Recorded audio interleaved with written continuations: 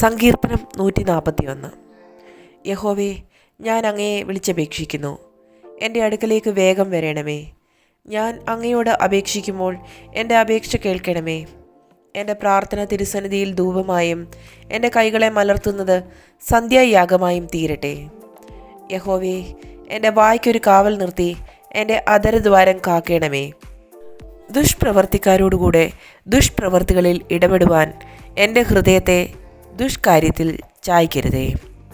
അവരുടെ സ്വാദുഭോജനം ഞാൻ കഴിക്കുകയുമരുതേ.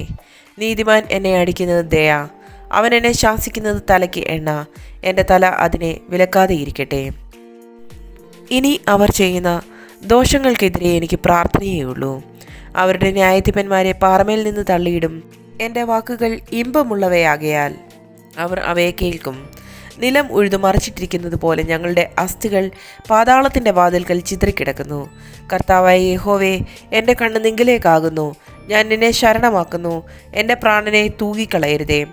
അവർ എനിക്ക് വെച്ചിരിക്കുന്ന കണിയിലും ദുഷ്പ്രവൃത്തിക്കാരുടെ കുടുക്കുകളിലും അകപ്പെടാതെ വണ്ണം എന്നെ കാക്കണമേ.